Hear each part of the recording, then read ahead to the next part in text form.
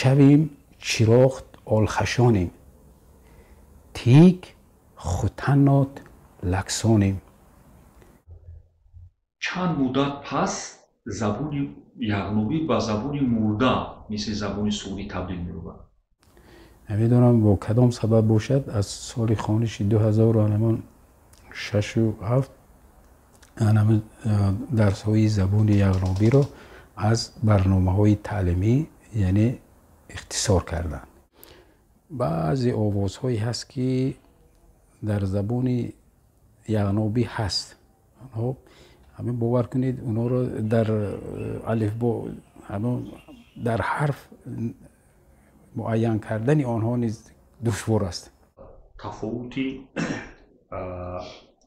خیلی زبون یغنوبی از زبون توجیکی. الفبای زبان یغنوبی بعد تا صنف 4 کتاب‌های درسی تهیه کردیم. و در سمت دستورنویسی یا اینکه دستور زبان یغنوبی گراماتیکا چیکار ما انجام بدیم؟ حاضر من هستم، برهان‌الدین تورایف است که به همه مسئله ها سر و کار داریم. چرا مثلا دانشمندان خارجی همین میبیاین زبان های ما رو میآموزن، چنین بها میدهن، این خیلی بها رو ما داده نمیتوانیم. اهمیت زبان یغنوبی نمیشد، نقش زبان یغنوبی نمیشد و همه زبان زنده نمیشد.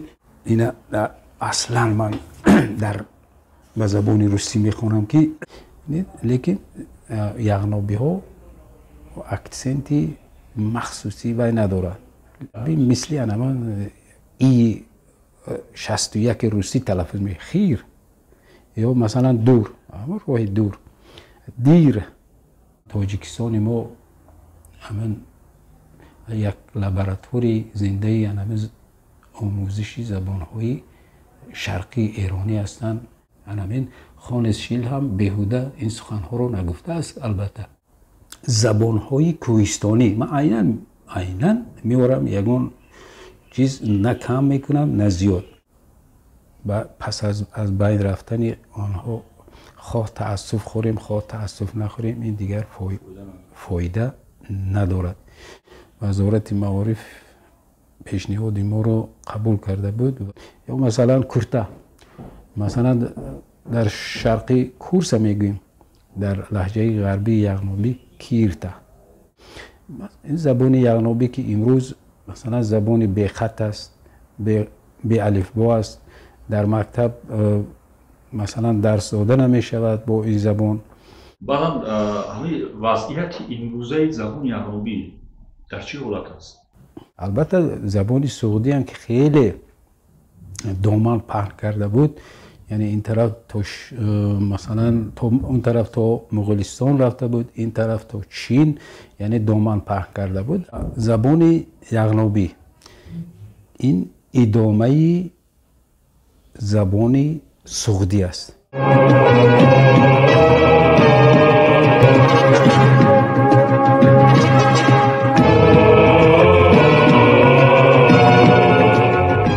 سلام صد ما مینتداری خود رو بیان میکنیم که مصاحبه رو در روی ما رو قبول کردید. صحبت نوبتی رو ما در مورد زبان یغنوبی که او رو خطری از بین رفتن یا که نیستشوی تهدید میکند با شما یک مصاحبه سودمند انجام داده باشیم. استاد شما میگفتید که زبان یغنوبی با کدام اویله زبان ها داخل می شود؟ چی نوع زبان است؟ تشکر. البته چنان معلوم است تاجیکستان ما یک لابراتوری یا آزمایشگاه است که همین آزمایشگاه زبان شناسی مخصوصا زبان های شرقی ایرانی که بیشتر آنها در تاجیکستان ما ارزی وجود دارند. یعنی اگر در بالا آبی زرافشان در دره یغنوب زبان یغنوبی باقی مانده باشد، در ولایت مختار کوهستانی بدخشان گروهی زبانهای قدیمه اما زبانهای پومیری باقی ماندند. و زبان یغنوبی این ادامه زبان سغدی است که محققان تحقیق کردند، بررسی کردند و موافق پژوهش آنها ادامه زبان سغدی است یا اون رو امروز به طور دیگر زبان سغدی نو هم مینامند. بعضی محققان میگن که همین زبان یغنوبی یکی از لهجه های زبان سغدی است. این چیز هم است، یعنی ادامه زبان سغدی شمون همین معنا رو میفهمیم که یعنی ادامه زبان سغدی که گفتیم یکی از لهجه های همون زبان سغدی است. البته یعنی زبان سغدی هم لهجه های گوناگون داشت. مثلا در بخارا با یک لهجه، در سمرقند با یک لهجه، در خوارزم با یک لهجه دیگه. خیلی که امروز مثلا زبان تاجیکی ما دارای لهجه های گوناگون است. مثلا لهجه های گویش های جنوبی زبان تاجیکی، گویش های شمالی زبان تاجیکی، گویش های مرکزی و غیره. و با هر یک دهه چنانه می‌دانیم هر یک دهه‌ای که امروز ما در تاجیکستان می‌بینیم با یک مخصوصا با یک شیوه ویژه خود را دارند. البته زبان سغدی هم که خیلی دامن پهن کرده بود، یعنی این طرف تا مثلا تا اون طرف تا مغولستان رفته بود، این طرف تا چین، یعنی دامن پهن کرده بود. البته وقتی که چنین زبان ها چنین دامن پهن میکنن، خواهیم نخواهیم آنها دارای همان لهجه های خود می باشند، ولی همدیگر را به خوبی فهمیده می توانستند. چنانه امروز ما مثلا گویشوران جنوبی با گویشوران مثلا شمال اگر روبرو شد، البته ما همدیگر را میفهمیم، یکدیگر را میفهمند اونها. زبان سغدی هم همین خیلی البته گویش های یعنی گویش هایی که داشت، یکی از آنمان گویش های آن همین زبان یغنوبی حساب می شود. ما بتوانیم که مثلا زبان یغنوبی رو حوزی لهجه بگیم؟ البته وقتی که اگر لهجه می شد، شما در نظر دارید لهجه زبان تاجیکی یا در عموم مثلا لهجه زبان سغدی همچون لهجه؟ البته می توانیم گوییم یکی از لهجه های زبان سغدی است.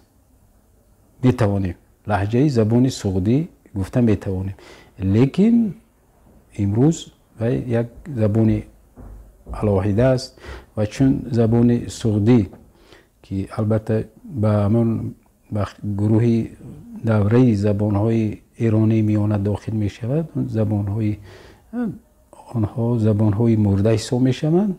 یعنی زبان یغنوبی امروز زبان ایرانی نو است، مثل همون زبان تاجیکی، زبان فارسی که در ایران امروز گپ میزنند، زبان دری، پشتو که در افغانستان و اساتینی که در کاوکاز، اینها زبان‌های ایرانی نو هستند و زبان یغنوبی به گروهی، چون زبان‌های ایرانی هم که به دو گروه تقسیم میشوند، غربی و شرقی، یعنی زبان یغنوبی به نام گروهی شرقی زبان‌های ایرانی متعلق است. از ستینو یاد کردیم سود.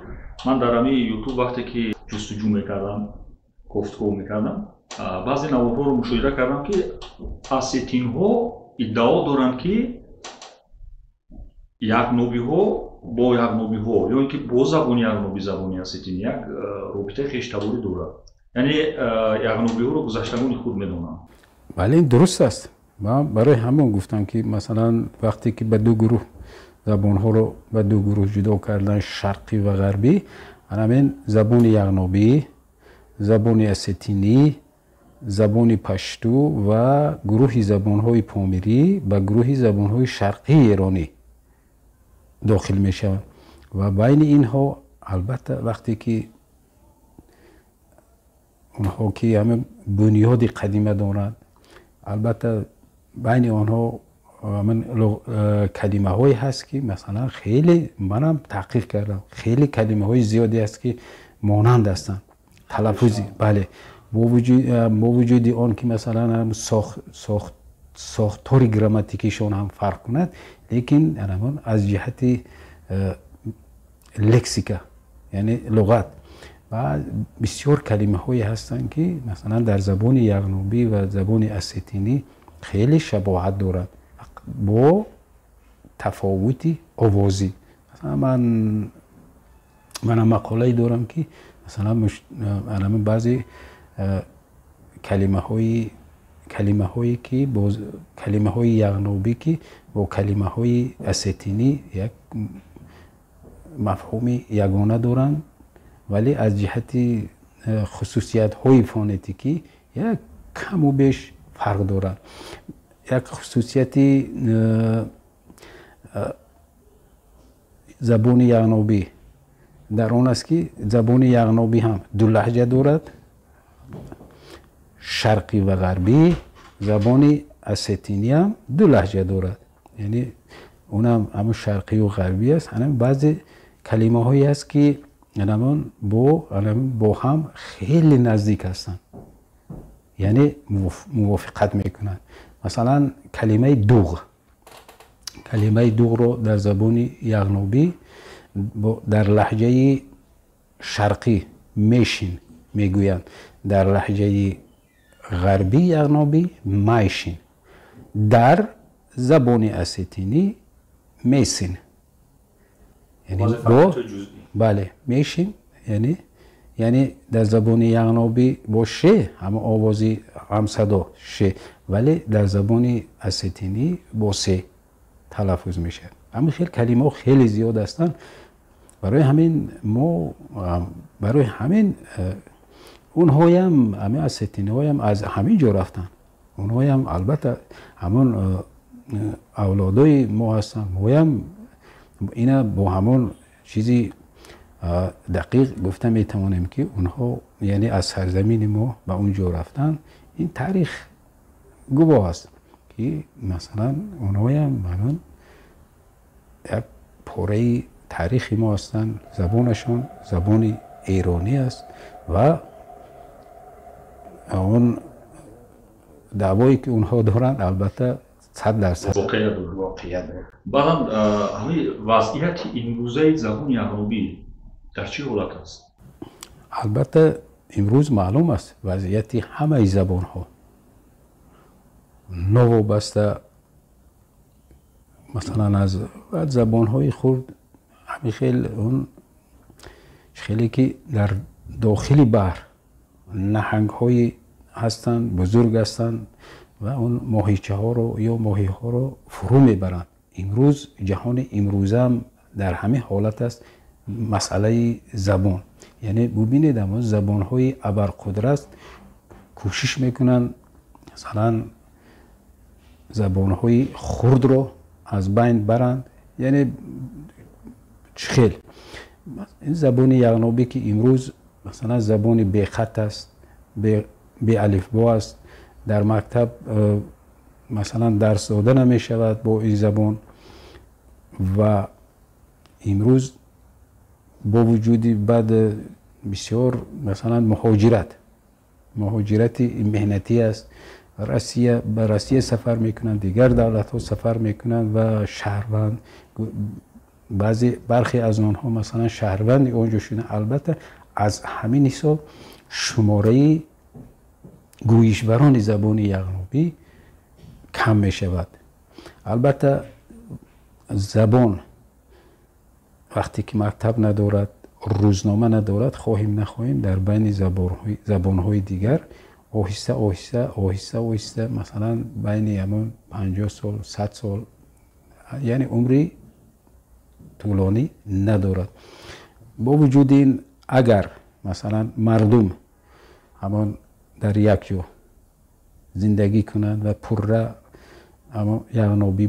یغنوبی ها باشند، البته زبان از بین رفتن اون کمی طولانی تر می شود، یعنی دیر از بین می رود یا ممکن از بین نرود. امروز البته تهدید هست، خواهیم نخواهیم در اثر مهاجرت یغنوبی ها رو که مثلا در خودی یغنوب دره زندگی میکردن اگر اونها رو مهاجر نمیکردن مثلا شاید زبان آنها عمری طولانی تر میدید.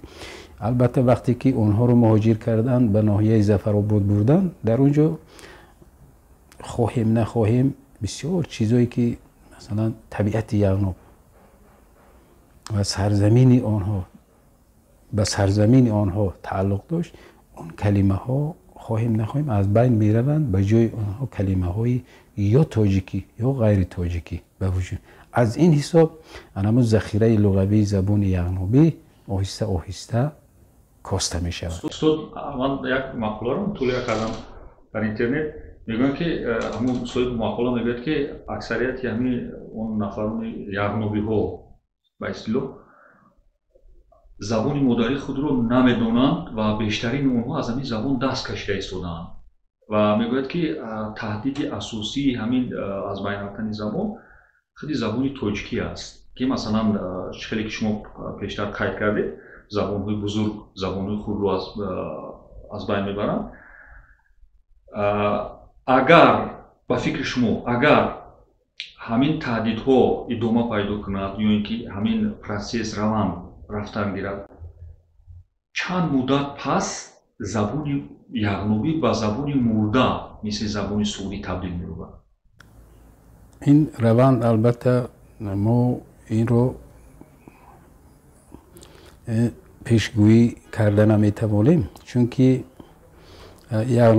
یغنوبی‌هایی هستند که مثلا یک چند دهه هست که پره یغنوبی هستند و در خود همون ناحیه ظفرآباد هم همون یعنی یک به قول در اون وقت یک شهرچه گوییم شهرچه هست که شهرچه سوغدیان است پره مردم یغنوبی است. اگر مثلا همونو آمیخته نشود با مردمی غیر یغنوبی مثلا اونجا تاجیک ها هستن ازبک زبان ها هستن قرغیز زبان ها هستن خیلی امروز روس زبان ها کم داریم و این خیلی من حالی تخمین میکنم حالی 100 سال دیگر فرصت داریم که مثلا همین زبان باید در همین 100 سالی من بعده باید زنده باشد و با بعد 100 سال خدا پادشاه هست که چی می شود. اگر ما مثلا درس های زبان یغنوبی اونجایی که مثلا همون پر یغنوبی ها زندگی میکنن اقلا تا صنف 4 در برنامه های دولتی ما در برنامه های تعلیمی مثلا یک هفته 2 ساعت یا 2 ساعت جدا کرده شود و فکر من عمر این زبان ها باز طولانی تر می شود. استاد شما پیشنهاد کرده بودید 5 سال پیش اگر خطا نکنم با وزارت معاری که من مصاحبه شما را تماشا کردم برای در نظام معارف داخل کردن زبان یغنوبی یعنی همون منطقه‌هایی که یغنوبی نشین هستند تا کدام اندازه همین پیشنهادهای شما عملی شدن یعنی قابل قبول شدن تا کدام اندازه مثلا برنامه‌ها راه اندازی شدن در حفظ و نگهداشت همین زبان یغنوبی و تهیه یک کتاب و دستورهای تعلیمی. همون پیش از همه من باید گویم که تا همون سالی 2000 تا سال خوانش 2005 2006 البته ما همون اون پیشنهاد هایی که کرده بودیم به وزارت معارف پیشنهاد ما رو قبول کرده بود و در اون جایهایی که مردم یغنوبی زبان کارو زندگی میکردن در اون مکتب ها تا صنف 4 درس میخوندن هفته 2 ساعت. نمیدونم با کدام سبب باشد از سال خوانش 2006 و 7 درس های زبان یغنوبی رو از برنامه های تعلیمی یعنی اختصار کردن و امروز نمیخوانند و با کمیته زبان و اصلاحات نزد حکومت جمهوری تاجیکستان من پیشنهاد کردیم که اونها نیز ما رو دستگیری کنند، چون که اما در ماده 4 قانون زبان نوشته شده است که مثلا همون زبان‌های پامری و زبان یغنوبی زیر حمایت مثلا حکومت جمهوری است. همین مسئله خیلی مهم است که باید وزارت معارف هم سر این مسئله فکر کند، چون که این زبان ها تاریخ خودی ما هستند. وقتی که این زبان ها از بین رفتن و پس از بین رفتن آنها خواه تأسف خوریم خواه تأسف نخوریم، این دیگر فایده ندارد. من یک مثال میارم. سالهای 20 عصر گذشته، یعنی عصر 20، بینید یک آلمانی، یک دانشمند آلمانی درباره زبان‌های کوهستان ما وقتی که می‌بیاید با این زبان‌ها آشنایی پیدا می‌کند و اندیشه خود را به طور ظاهر بیان کرده است. این خیلی مهم است. این اگر ما میگفتیم شاید میگفتن که خودی صاحب زبان است. این یک آلمانی گفته است، از اروپا آلمانی آمده مثلا اندیشه خود را چنین بیان میکند. زبان‌های کوهستانی، من عیناً میورم یگان چیز نه کم میکنم نه زیاد. زبان‌های کوهستانی برای زبانشناسی بسیار اهمیت دارند. بنابراین اگر بگویم که این زبان‌ها از تمام زبان‌های هندو اروپایی، ببینید از تمام زبان‌های هندو اروپایی پر اهمیت تر و آموختن آنها برای فن زبانشناسی یکی از مسئله‌های مهم است، مبالغه نکرده ام. یکی از این زبان‌ها زبان یغنوبی است. ببینید یکی از دانشمند این محقق خانس شیل این سخن‌ها را در مثلا خانس شیل در نام مقاله‌اش هست درباره زبان‌های کوهستانی تاجیکستان، چاپ شده است در مجله راهبر دانش سال 1928. ببینید یعنی درک کردن که یعنی همه زبان‌ها مثلا برای نه یک تاریخ آموزشی زبان‌های ایرانی اهمیت دارد، بلکه گفته است که یعنی از تمام زبان‌های هندو اروپایی که مثلا خانواده زبان‌های هندو اروپایی این یکی از خانواده‌های کلانترین در بین همین 24 خانواده زبان‌های دنیا است که مثلا به هر یک زبان‌های هندی داخل می‌شوند، زبان‌های ایرانی داخل می‌شوند، زبان‌های اروپایی داخل می‌شوند. این یک خانواده خیلی بزرگ است که مثلا گفته از همه این زبان‌ها پر اهمیت تر است. این خیلی بها داده، این تنها اون نفر بها داده میتواند که یعنی با عمق زبان میرود، با همین خصوصیت های مخصوصی زبان ها اهمیت میدهند و پس نظر خودشان رو بیان میکنند. همین خانس شیل هم بیهوده این سخن ها رو نگفته است. البته هر یک سخنی که البته گفته میشه او دلیل دارد. برای همین زبان های ما من قبلا هم یادآور شدم که این مثلا تاجیکستان ما همین یک لابراتوری زنده همین آموزشی زبان‌های شرقی ایرانی هستند و این سخن‌ها رو راهبر دولت هم بارها تاکید کردند و قریب در همه همون جلسه‌هایی که بخشیده و روزی زبان می شود این مسئله رو بررسی میکنند و میگویند که این زبان‌ها رو باید ما آموزیم و نگذاریم که این زبان‌ها از بین روند، چون که این تاریخ زنده ما هستند. بنیادی همین زبان تاجیکی. البته این زبان ها در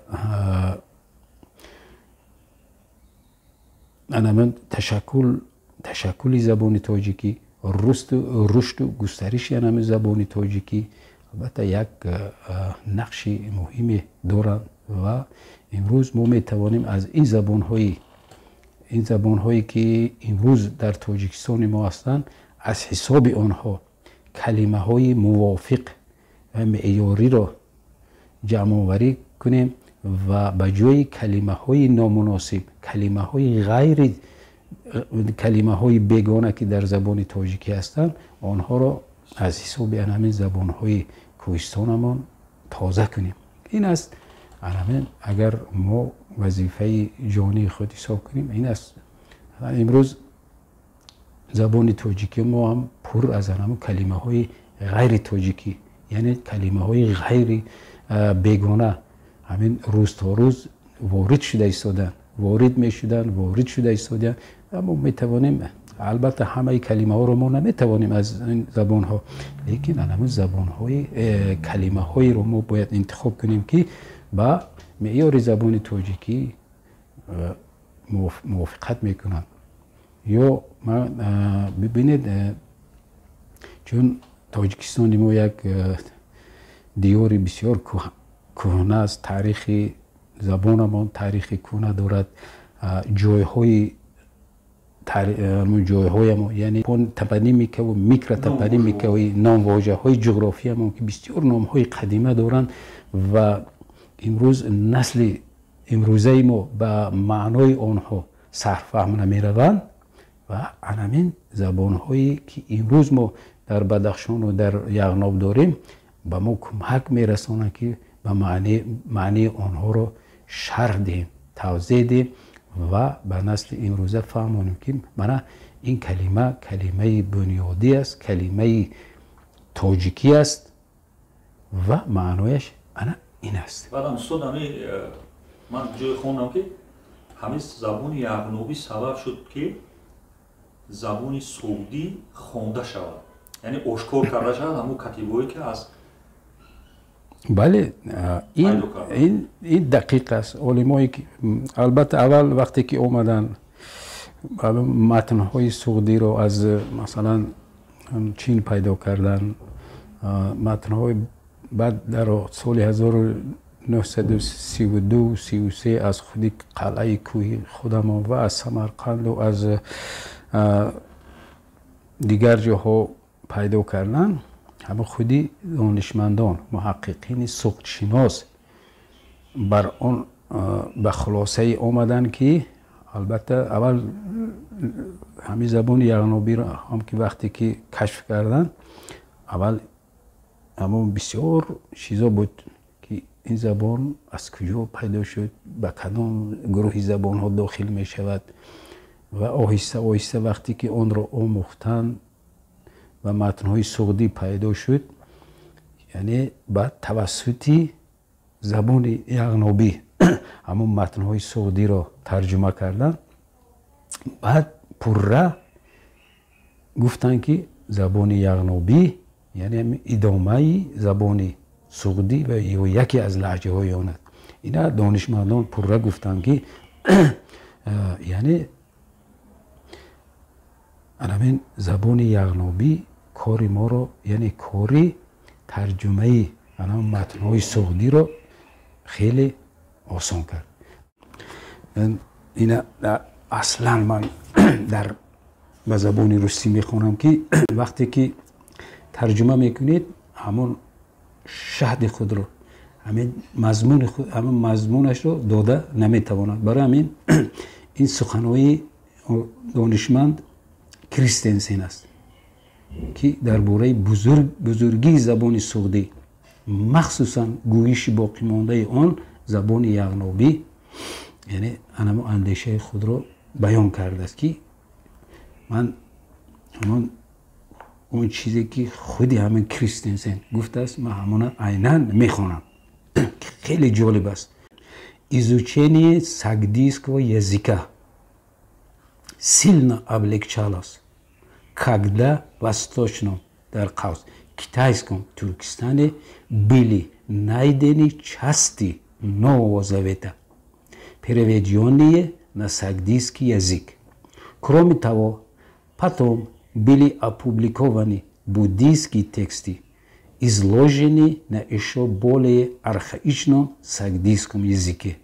Тогда начали проникать в понимание великой роли, которую играл сагдийский язык, последним остатком которого является говор, на котором говорят в долине Ягнуба.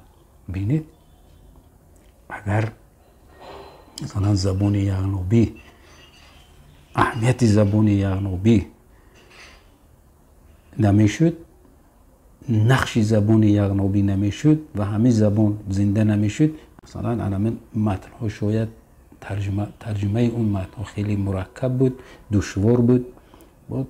ببینید این یک چیزی مهم این است که گفته است که بیلی نایدینی چستی نو زاویتا. این بسیار این چیزی وای دارد.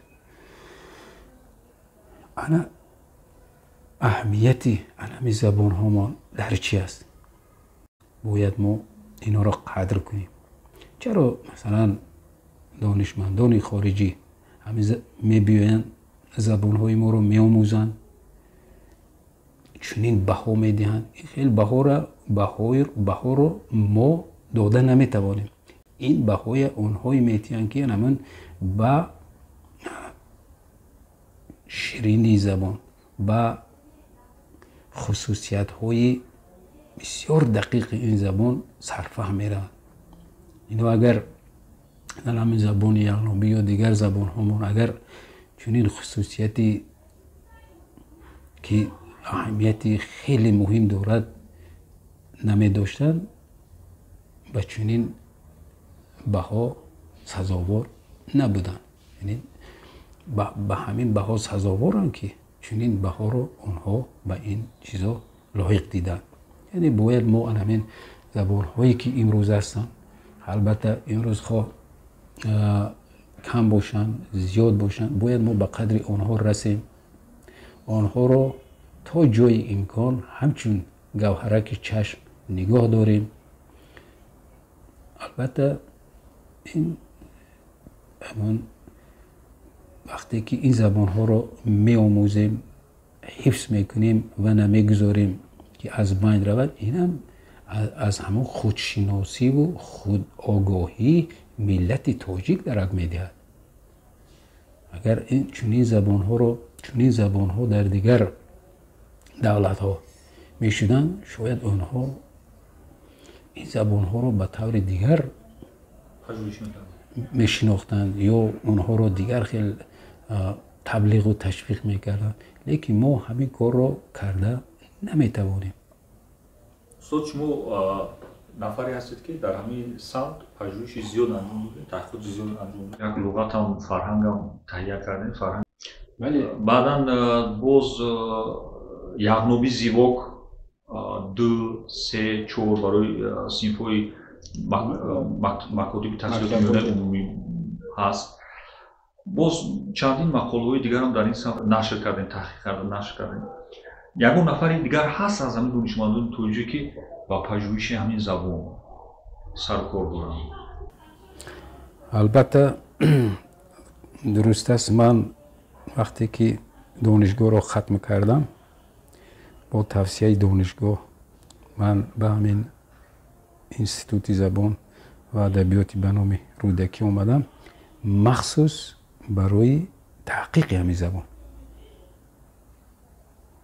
که مثلا در همون دوره بینید مخصوص با این زبان یک نقش مهم داشت و متخصص یعنی البته متخصصای غیر تاجیک بودن، لیکن از خودی صاحب زبان ها تا دوره به انستیتوت آمدن من، یعنی صاحب زبان ها خود یعنی وارد این عمل نگشته بودن. یعنی باری اول من اینجا اومدم، بعد آهسته آهسته چند نفر دیگر رو من به اینجا دعوت کردم و خوشبختانه یک گروهی یغناب شناسی هم وقت شعبه لهجه شناسی بود، در همون داخل شعبه لهجه شناسی یک گروهی یغناب شناسی رو هم تأسیس دادیم که در اول سروری گروه رو آلبرت لیانیدویچ خروموف به عهده داشت و پس از گذشت اون کس بعد من اون گروه رو راهبری میکردم و من خوشبختانه سال 1998 در مسئله های گوناگون زبان یغنابی من لکسیکای زبان یغنابی رو حمایت کردم. در همه فقط سال 98 در همه نامزدی بله. بهرالدین علیزاده درباره لکسیکای اتنوگرافی زبان یغنابی دیسرتاسیای نامزدی حمایت کرد و گلمراد نعمتوف در مسئله در موضوع لکسیکای چاروداری زبان یغنابی یعنی رساله نامزدی حمایت، یعنی یکی از خیلی همین گروه یغنابی شناسی شو. بله البته بهرالدین علیزاده به گروه یغناب شناسی داخل بود، گلمراد نعمتوف به گروه داخل نبود، لیکن همکاری داشتیم. اون کس معلمی مکتب میانه بودن در همون وقت در دهه زمان، لیکن پیش از ما اون کس سن و سالشان از ما بزرگتر بود. اون کس همون شاگردی داد خدا کرم شایف بودن و همین پس از این باز چند نفر دیگر را گرفتیم که اونها همون وقت پس از با اون سالهای البته 2000 همون ماهانه یعنی خیلی ناچیز بود، از پی کار و زندگی خود رفتن و باز در اینجا من موندم و یک نفر دیگر بود تقایمراد یاروف که اون کس به آموزش فولکلور مشغول بود. یعنی امروز من هستم با یک نفر دیگر از تورایف برهان الدین، اون کس به آموزش نام‌های جغرافی مشغول هستند.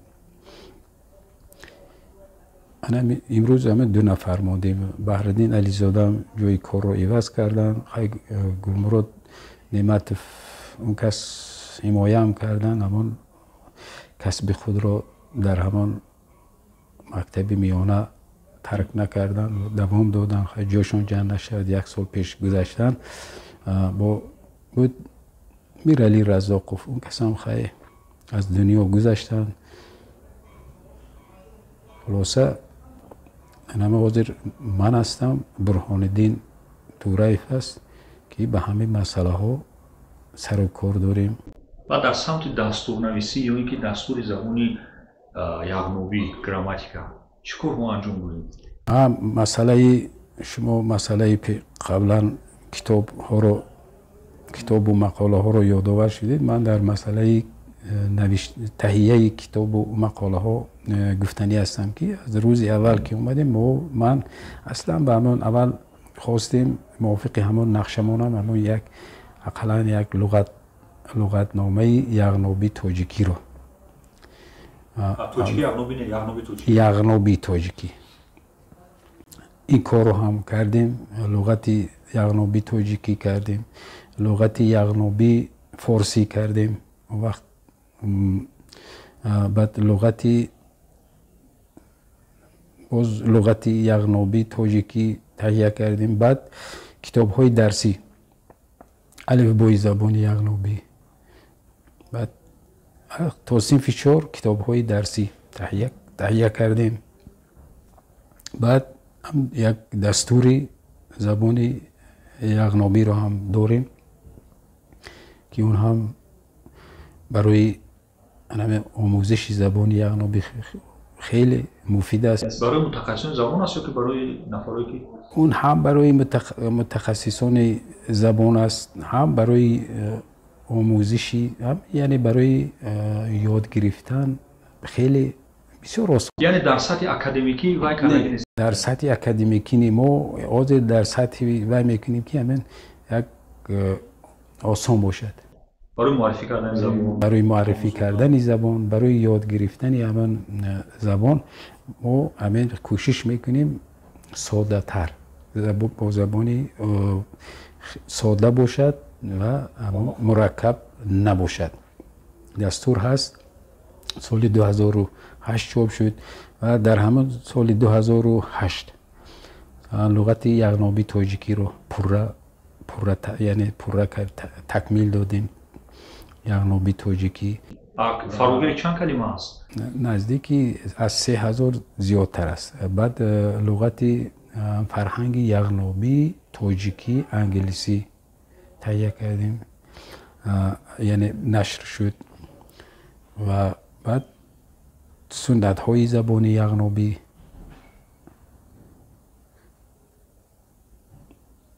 سرود های یغنابی، کتاب های زیادی به نشر رسید و باز مجموعه مقاله هایی که مجموعه مقاله های من که اونها رو برخی از آنها رو جمع آوری کرده یک کتاب کردیم، اون چاپ شد. خلاصه همین یک بعضی مسئله هایی که با همون چین قوتمون البته اون باز مقاله های زیاده هر ماه در مجله های خارجی، در مجله های خودمان، در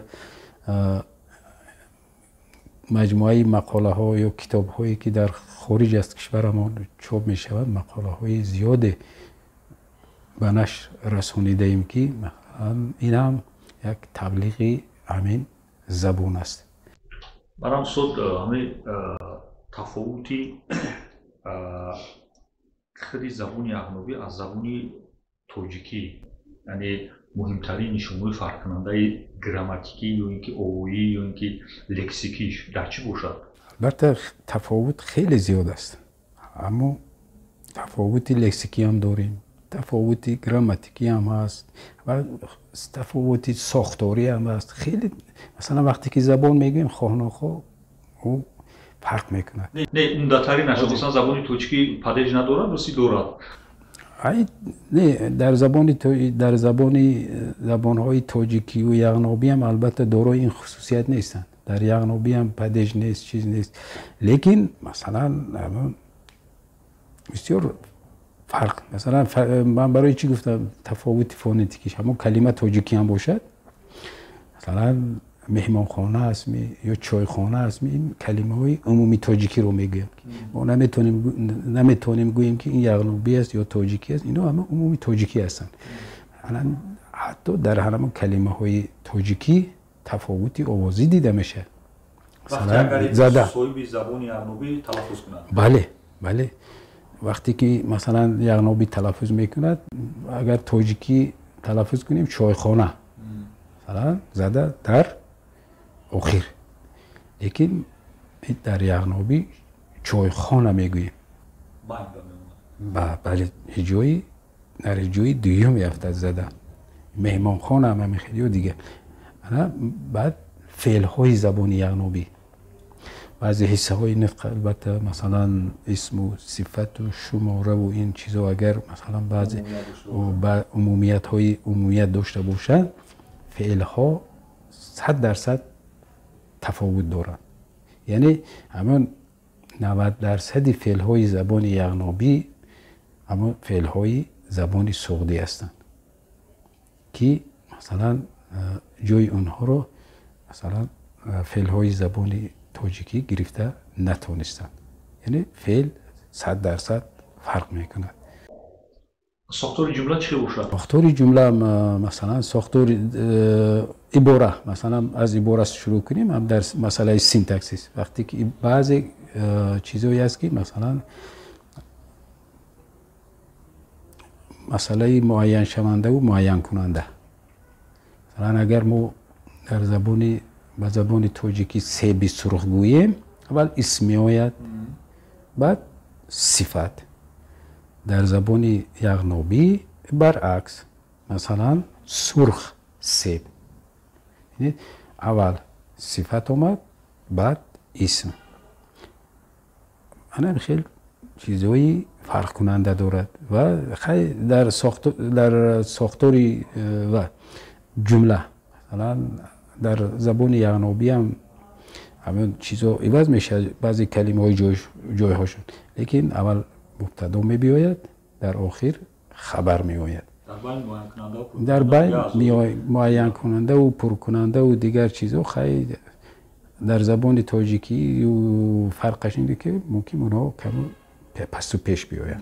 خیلی که گفتیم مثلا سیب سرخ، سرخ سیب. مثل همین. کدام آوازهایی هست که مثلا در زبان یغنوبی هست و در زبان تاجیکی نیست؟ بعضی آوازهایی هست که در زبان یغنوبی هست. همین باور کنید اونا رو در الفبا، همون در حرف معین کردن آنها نیز دشوار است. مثلا واو میگوییم، واو. یا مثلا در زبان یغنوبی ما دو تا و داریم، مثل زبان انگلیسی. بله، یک اما مثل دبلیو که میگوییم، اما سه شاخه و دو شاخه، دو و است. یا یک حرف، یک آواز دیگر داریم که باید مثلا ثبت کردنش یا چیز کردنش گفتم که بعضی. یا مثلا همون حرفی ای روسی که داریم در زبان یغنوبی، بله 61 میگیم، او در زبان یغنوبی هست، مخصوصا در لهجه غربی یغنوبی. اونا میگوییم که مثلا در شرقیش اگر خور گوین، خور مثلا دور، خور یعنی آفتاب، خورشید. در لهجه یغنوبی، در لهجه غربی مثلی انمان ای 61 روسی تلفظ می خیر. یا مثلا دور، اما روی دور، دیر. انا میخوای کلمه خیلی زیاد هستن. یا مثلا کرتا، مثلا در شرقی کورس میگویم، در لهجه غربی یغنوبی کیرتا.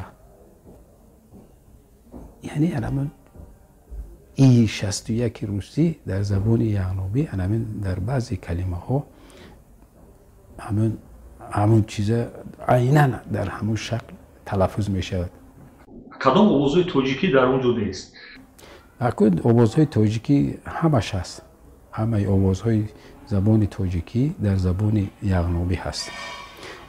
ببینید برای همون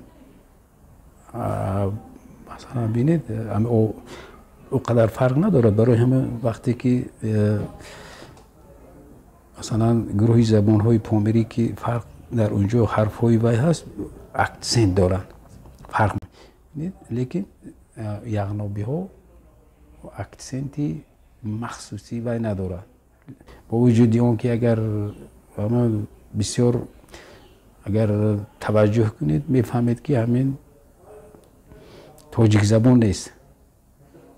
خواهیم نخواهیم میفهمیم که از همین اقلا منطقهش رو معین کرده میتونیم که هم از عقب اون طرف است، یعنی از شمال است. بعد اگر خیلی بسیار لهجه شناس باشد یا همین زبان شناسی وای باشید، بعد معین نپرسیده معین میکنید که همون یغنوبی است. استاد زنده باشین. آخرین سخن شما درباره زبان یغنوبی، بعداً آرزوی شما در آینده، نقشه شما در آینده. البته هر یک زبانی که در تاجیکستان هستن، در تاجیکستان هست، مثلا زبان‌های قدیمه را من در نظر دارم، مثلا این طرف زبان‌های پامیری، طرف زبان یغنوبی. همین ما اینها را باید جدا نکنیم، ما اونها را باید تبلیغ کنیم، تشویق کنیم، اونها برای اونها برنامه‌های و در مکتب ها برای برنامه های درسی بکنیم. این است آرزوی من، این است اگر ما در حقیقت همه ملت خودمان دوست داریم، اگر خواهیم که ملت ما مثلا همون یک ملت پیش قدم باشد، پیش رفته باشد، باید همه زبان های خودمان، پیش از همه باید ما خودمان را اعتراف کنیم، زبان های قدیمه خودمان را اعتراف کنیم، فرهنگ بنیادی خودمان را اعتراف کنیم. چه اونهایی که با زبان‌های مورد تبدیل یافتن، چه اون زبان‌هایی که عین حال اونها زنده، باید ما نگذاریم آنها از بین روند. هر چقدر عمر طولانی بیند اونها برای ما یعنی درس هستند، اونها برای ما از طلا هم قیمت تر هستند. اینا بعد میفهمیم، بعد پس از بین رفتنشون.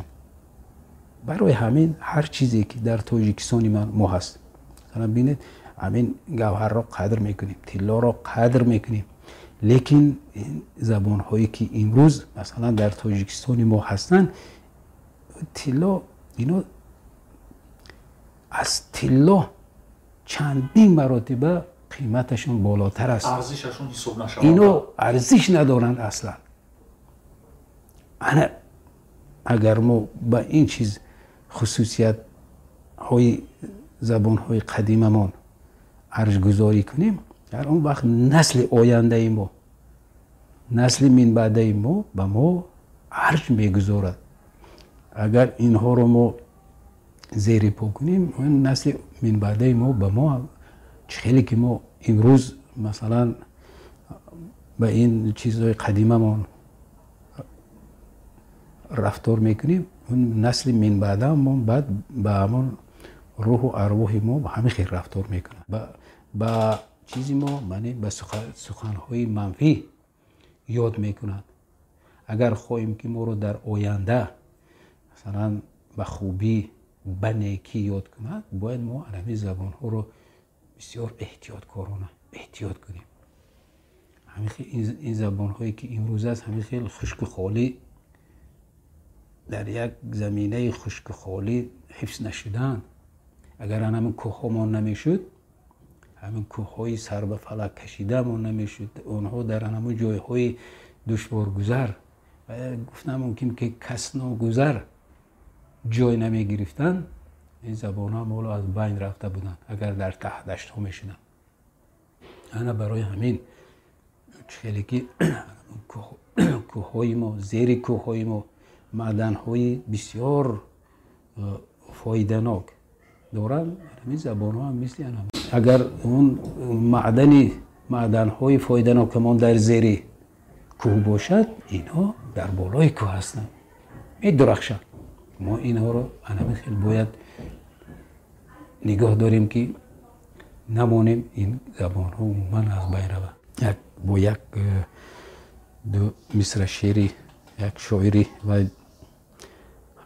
محلی داریم در باره زبان، در باره از بین رفتن زبان، در باره همون اهمیت گیاه و رستنی هایی که در همه خود یغنا میرد، میگوید وقتی که اونا رو مهاجر کردن، به قدری همون بعد وطن میفهمید، به قدری همون جای میفهمید. و یک شویم چراغ آلخشانیم، تیک خوتنات لکسانیم. یعنی رویم چراغ ها فروزان کنیم، باز آسیاب ها گردان کنیم. یعنی من هم آرزو دارم که همون وطنی اجدادیمان، وطنی که در اونجا مثلا همین زبان سعودی باقی مانده است، از نو احیا گردد. زبان سعودی نو، یعنی همین زبان یغنابی در همونجا تشکل یابد. چون که هر یک چیز، هر یک وقتی که یک بوته رو میکنیم در جای دیگر میشونیم، خواه نخواه یک شاخچهش پژمرده میشه. برای همین مردم رو هم که از جایش به جو کردیم، من همین زبان هم پراکنده می شود هم زبان از بین می رود. برای همین نمی خواهیم که همین هر بوته‌ای که در جویش سبزشی دیگر دارد وقتی که او رو میکنید در جای دیگر میکنید رنگ و رویش دیگر می شود. اینو بر همین آرزو داریم که همین هر یک خلقیت و ملتی که در تاجیکستان ما هست مخصوصا همون تاجیک هایی که همین صاحبی زبان قدیمه هستند اونها همین وطن های باباگیشون آباد کنند زبان رشد و گسترش دهند. حکومت جمهوری ما برای آنها باید یک شرایط خوب فراهم بیارد که همین زبان‌های قدیمه‌مون، زبان‌های باباگیمون، زبان‌های اجدادیمون که ما با آنها افتخار داریم از بین نرود. زینا روشن استاد این بود مصاحبه رو در روی ما هم اطمینان داریم که درباره زبان یغنوبی برای بینندگان، برای شنوندگان، برای نفرانی که اخلاصمند زبان هستند، دوستدار زبان هستند، در این سمت پژوهش میکنند، ساکن تاجیکستان هستند، در تاجیکستان زندگی میکنند، بیرون از تاجیکستان زندگی میکنند، با زبان ما نزدیکی دارند یا اینکه هوسمندان زبان تاجیکی هستند، یغنوبی هستند، زبان دیگر زبان‌های قدیمی هستند، یک معلومات مفید داده باشیم. بازم سلامت باشید استاد. تشکر.